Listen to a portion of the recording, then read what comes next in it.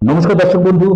মাঝে মাঝে শোনা যায় রাহুর দশা, রাহুর জন্য জীবনটা বোধহয় শেষ হয়ে গেল। কখনো তলিয়ে দেখেছেন?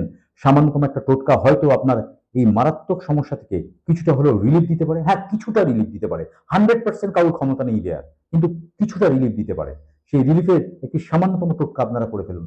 যে কোনো শনি মঙ্গলবার দিন দেখবেন রবিন ব্লু কিনতে পাওয়া যেত আগে। কাপড়েতে ব্লু কালারের কালার দিয়ে মারের সঙ্গে ব্লু কালারের কাপড়েতে ব্লু কালারের কালার দেওয়া হতো।